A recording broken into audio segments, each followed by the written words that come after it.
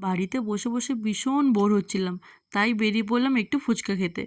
আর এই জায়গার ফুচকাটাই আমার ভালো লাগে গোটা নিপানিতে। আর দুটো জিনিস নেয়ার ছিল মুদিখানার দোকান থেকে, সেটা নিয়ে নিলাম। ব্যাস মোটামুটি আজকে কাজ শেষ বাজারে। আর কিছুই নেয়ার নেই। আজকে বাজারে কিছু দরকার ছিল না, এমনি ঘুরতেই বেরিয়েছিলাম। এখনও দেখছি দিওয়ালির লাইটগুলো অনেক দোকানই লাগানো আছে। দিওয়ালির সময় এই রাস্তাতেই কত ভিড় ছিল, আজকে রাস্তাঘাট একদম খালি। হঠাৎ করে আমার একটা রাস্তার ধারে দোকান থেকে চিকেন তন্দুর খেতে ইচ্ছে হলো, কিন্তু গিয়ে দেখলাম তন্দুর অ্যাভেলেবেলই নেই। শিক কাবাব অ্যাভেলেবেল ছিল, তাই আমি ওটাই নিয়ে নিলাম। কারণ আজকে আর আমার সত্যি কথা বলতে বাইরের চিকেন খেতে ইচ্ছে করছে, বাড়িতে চিকেন নিয়ে গিয়ে রান্না করে খেতে ইচ্ছে করছিল না।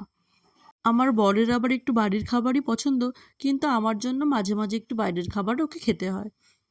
এখন আমার বিল্ডিংয়ের নিচে চলে এসেছি। ওই যে ওপরের যে ফ্ল্যাটটা, ওটা হচ্ছে আমার। রাতের খাবারও একদম বানিয়ে গিয়েছিলাম, যাতে ফিরে আর না বানাতে হয়। আজকে অফিস থেকে ফেরার সময় আমার বর দিকে একটা বড় ব্যাগ হাতে করে নিয়ে এসেছিল। সেটা খুলে দেখাই হয়নি তার মধ্যে কি আছে, তাই জন্য এবার আমি খুলে দেখব সেটাতে কি কি আছে। আমার হাজবেন্ডের একজন অফিসের ওয়ার্কার, সে আমার হাজবেন্ডকে এগুলো দিয়েছিল, তার নিজের জমির এই আখগুলো। আর তার সাথে এই খাবারগুলো তার বাড়িতে বানানো। সবগুলোই ছিল বাড়িতে হোমমেড তৈরি। আমাদের বিল্ডিংয়ের সামনেই একটা ছোট চায়ের দোকান আছে। সেখানে তো একটা কাকিমা ছিলেন, তিনিও আমাকে দিওয়ালিতে এই খাবারগুলো দিয়েছিলেন খাওয়ার জন্য। বাড়ি থেকে এত দূরে এসে কেউ ভালোবেসে কিছু দিলে সেটা ভীষণ ভালো লাগে। আর প্রত্যেকটা খাবারই ছিল ভীষণ ভালো। এই আখগুলো তো আমার বর খাবে বলে মনে হয় না, সবগুলো আমিই খাবো।